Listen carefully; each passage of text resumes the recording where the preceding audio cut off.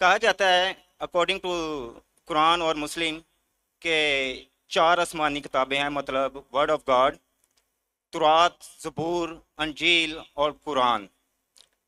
लेकिन कुरान पाक की हिफाजत का ज़िम्मा अल्लाह ताला ने खुद लिया है। तो बाकी तीन किताबें जो कि आसमानी हैं, वर्ड ऑफ गॉड है, उनकी हिफाजत का ज़िम्मा अल्लाह ताला ने खुद क्यों नहीं लिया? और अगर वो तब्दील हो गई है तो उसमें ज़िम्मेदार कौन है? ऐसा आधा मिनट हो। Thank you. बिल्कुल आधा मिनट दो, दूंगा। 2 मिनट बहुत हो जाते, फ्री भी मैंने दिया आपको, आपकी मोहब्बत में। थैंक यू सर, थैंक मैं आपसे मोहब्बत करता हूँ, मैं आपसे मोहब्बत करता हूँ। You, love you too. भाई साहब का सवाल एकदम अच्छा था, माशाअल्लाह। 4 जुमले में आधे मिनट से कम, आधे मिनट से कम, ये सही है। आधा minute low, 1 minute low, 2 minute बहुत हो जाता है, फ्री पे मैंने दिया। भाई साहब का सवाल एकदम साफ है, एकदम सुथरा है और आसान उर्दू में है कि जब कुरान में लिखा है कि अल्लाह ताला की 4 किताबें हैं, तौरा, ज़बूर, इंजील और कुरान, तो अल्लाह ताला ने सिर्फ कुरान की हिफाजत क्यों की? बाकी आसमानी किताब, बाकी जो अल्लाह के कलाम थे, उसकी हिफाजत क्यों नहीं की? बहुत अच्छा सवाल, जिसका मैंने सवाल मुख्तसर सा दिया था। डिटेल मैंने मेरी तकरीर में शायद आपने सुना नहीं होगा। और भाई साहब सही कहते कि कुरान मजीद में जिक्र अल्लाह ताला फरमाते सूरह रौद में, सूरह नंबर 13 आयत नंबर 38 में, वलिकुल्ली अजलन किताब, हर दौर में हमने किताब भेजी, किताब नाजिल की। नाम से सिर्फ 4 का जिक्र है, तौरा, ज़बूर, इंजील और कुरान। तौरा वो वही है, वो किताब है जो अल्लाह ने मूसा अलैहिस्सलाम पे नाजिल की। ज़बूर वो किताब है, वो वही है जो अल्लाह ने दाऊद अलैहिस्सलाम पे नाजिल की। इंजील वो किताब है, वो वही है जो अल्लाह ने ईसा अलैहिस्सलाम पे नाजिल की। और कुरान मजीद अल्लाह सुब्हानहू व तआला की आखिरी किताब है, आखिरी नबी मोहम्मद सल्लल्लाहु अलैहि वसल्लम पे नाजिल की। भाई साहब का एकदम अच्छा सवाल है कि अल्लाह ने जब कुरान मजीद में कहा, और मैंने जिक्र किया सूरह हिजर में, सूरह नंबर 15 आयत नंबर 9 में, कि हमने कुरान नाजिल की, हम उसकी हिफाजत करें, तो अल्लाह ताला ने सिर्फ कुरान की हिफाजत क्यों की? बाकी आसमानी किताब, बाकी कलाम की हिफाजत करने का ठेका क्यों नहीं लिया? बहुत अहम सवाल, बहुत अच्छा सवाल। इसका जवाब है कि जितने भी पहले किताबें नाजिल की गई, जितने भी वही कुरान मजीद के पहले आए, वो सिर्फ एक वक्त के लिए थी और एक ग्रोह के लिए थी। मिसाल के तौर पे कुरान में कहा गया है कि ईसा अलैहिस्सलाम नबी थे बनी इसराइल के लिए, सिर्फ इसराइल के लिए थे, सारी दुनिया के लिए नहीं थे। बाइबल में कहा गया है, I have been sent only to the lordship of Israel. Isa अलैहिस्सलाम कहते हैं रेड लेटर बाइबल में, गॉस्पेल में, I have been sent only to the lordship of Israel. मैं सिर्फ भेजा गया हूं जो बनी इसराइल है, जो भटके हुए। अने बाइबल में भी कहा गया है कि ईसा अलैहिस्सलाम भेजे गए थे सिर्फ बनी इसराइल के लिए। कुरान मजीद में भी कहा गया है कि ईसा अलैहिस्सलाम भेजे गए थे सिर्फ बनी इसराइल के लिए, वो अरबों के लिए नहीं भेजे गए थे। और ईसा अलैहिस्सलाम खुद कहते हैं कुरान में और बाइबल में, ईसा अलैहिस्सलाम फरमाते हैं कुरान में, पहले कहूंगा सूरह सफ में, सूरह नंबर 61 आयत नंबर 6 में, For Jesus Christ, peace be upon him, says, there will be a messenger to come by the name of Ahmad. ईसा अलैहिस्सलाम फरमाते कुरान मजीद में, एक पैगंबर आएंगे जो आपको कहेंगे, उसका नाम है अहमद। और कई बार न्यू टेस्टामेंट में लिखा है, gospel of John chapter number 16 verse number 7 and Gospel of John chapter number 16 verse number 11 to 12.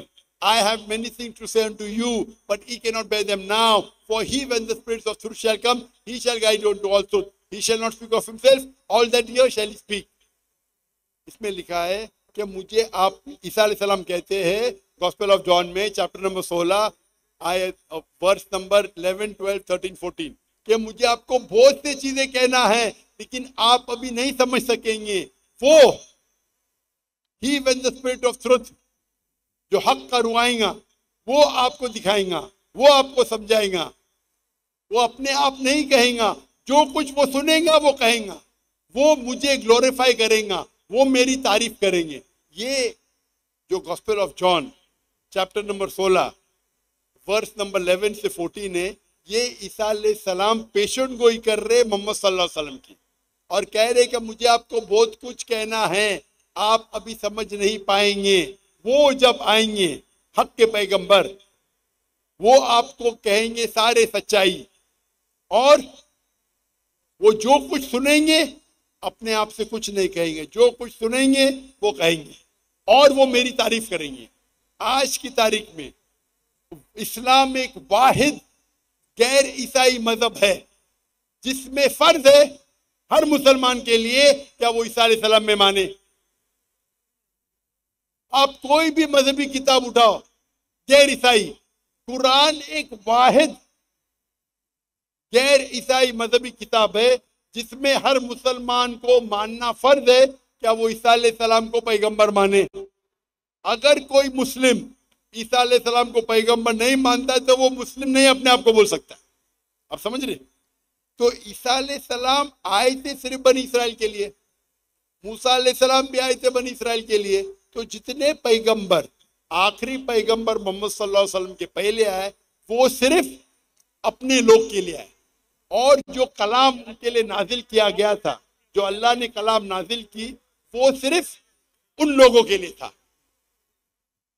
लेकिन मोहम्मद सल्लल्लाहु अलैहि वसल्लम क्योंकि आखिरी पैगंबर थे, अल्लाह ताला फरमाते सूरह आज़ाब में सूरह नंबर 33 आयत नंबर 40, मा काना मुहम्मदुन अबा अहद मिन रिजालिकुम वलाकिन रसूलुल्लाह व खातमुन नबीन व काना अल्लाहु बिकुल्लि शैइन अलीमा, कि मोहम्मद सल्लल्लाहु अलैहि वसल्लम आप में से किसके वालिद नहीं, लेकिन आखिरी नबी है और खातमुन नबी है, व काना अल्लाहु बिकुल्लि शैइन अलीमा, और अल्लाह ताला सब चीज जानता है। क्योंकि कुरान में लिखा हुआ है कि मोहम्मद सल्लल्लाहु अलैहि वसल्लम आखिरी पैगंबर है, वो सिर्फ अरबों के लिए नहीं भेजे गए थे, वो सारी इंसानियत के लिए भेजे गए थे। अल्लाह ताला फरमाते सूरह अंबिया में सूरह नंबर 21 आयत नंबर 7, वमा अरसलनाका इल्ला रहमतल आलमीन, सूरह अंबिया सूरह नंबर 21 आयत नंबर 107, वमा अरसलनाका इल्ला रहमतल आलमीन, कि हमने मोहम्मद सल्लल्लाहु अलैहि वसल्लम को नहीं भेजा लेकिन सारी रहमत सारे आलम के लिए, सारे इंसानियत के लिए, सारे कायनात के लिए। और क्योंकि पहले जितने भी वही आए, तोरा, जबूर, इंजील, सूफ, इब्राहिम, वो सिर्फ एक महदूद वक्त के लिए थे और सिर्फ एक ग्रोह के लिए थे। कुरान मजीद सिर्फ मुसलमानों के लिए नहीं भेजा गया था, सिर्फ अरबों के लिए नहीं भेजा गया था। कुरान मजीद में जिक्र आता है सूरह इब्राहिम में सूरह नंबर 14 आयत नंबर 1, अलिफ लाम रा, हमने कुरान भेजा ताकि मोहम्मद सल्लल्लाहु अलैहि वसल्लम इंसानियत को अंधेरे से रोशनी मिला। कुरान मजीद में जिक्र आता है सूरह इब्राहिम में सूरह नंबर 14 आयत number 52 52, Here is a message from mankind, let them know there is one God, let them know, let the men of understanding take heed।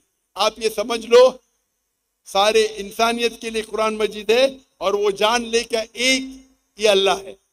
Quran में लिखा है सूरह बकरा में सूरह नंबर 2 आयत number 185, Ramzan was the month in which the Quran was revealed, Ramzan वो महीना था जिसमें कुरान नाजिल हुआ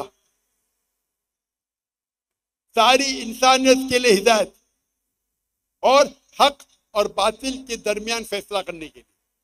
कुरान में जिक्र आता है सूरह ज़ुमर में सूरह नंबर 39 आयत नंबर 41 कि कुरान मजीद अल्लाह ने नाजिल किए मोहम्मद सल्लल्लाहु अलैहि वसल्लम पे ताकि वो इंसानियत को हिदायत दे, सिर्फ मुसलमान को नहीं, सिर्फ अरबों को नहीं। तो क्योंकि कुरान मजीद अल्लाह का आखिरी कलाम है, उसके बाद कोई और कलाम नहीं आएगा। अल्लाह सुब्हानहू व तआला ने बाकी जितनी किताब आए उनको महफूज रखना सही नहीं समझा और लॉजिकल है। हम जब जाते हैं, हम जब पढ़ते हैं,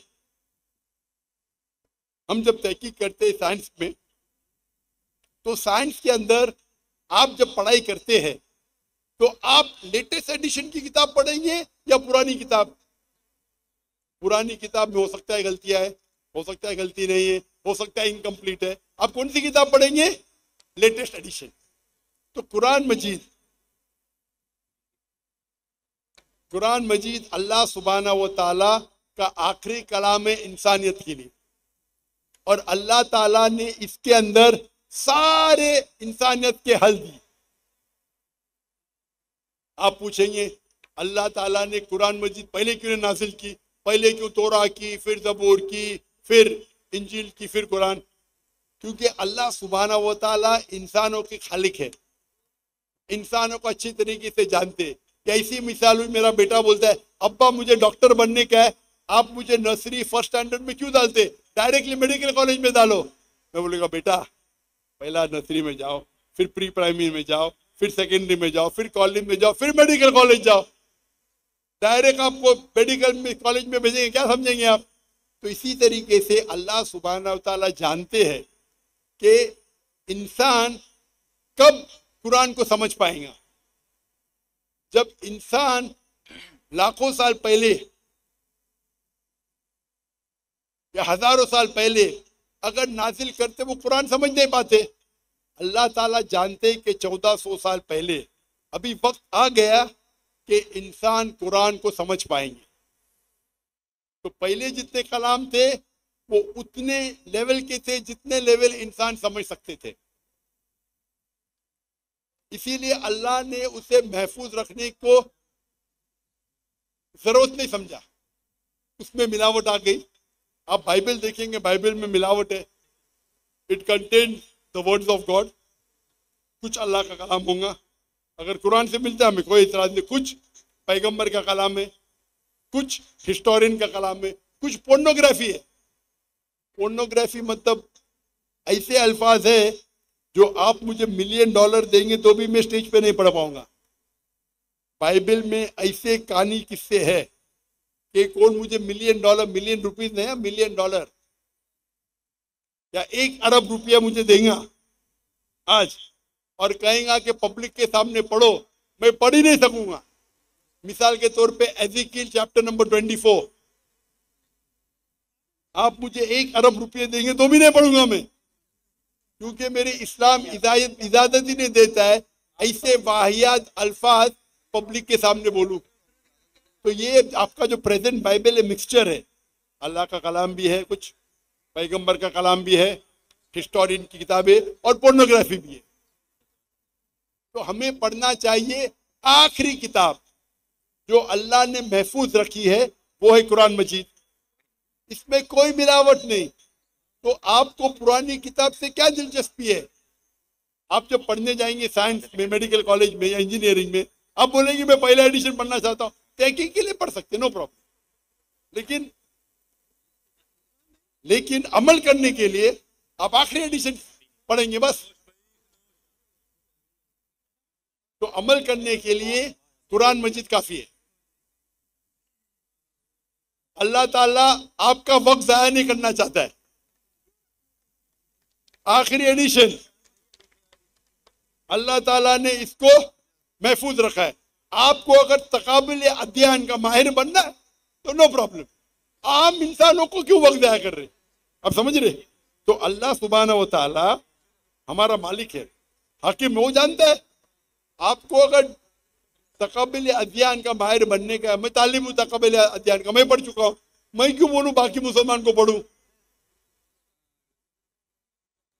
तो अल्लाह सुब्हाना व ताला इंसानों के लिए आसानी चाहता है, साफ कह चुका है ये आखिरी कलाम में, इस पे अमल करो। और एक मजहब जो अल्लाह ने हमेशा सिखाया, इन्न दीना इंदल्लाहिल इस्लाम, सूरह इमरान सूरह नंबर 3 आयत नंबर 19, कि सिर्फ एक ही दिन अल्लाह के नजदीक सही है, वो इस्लाम।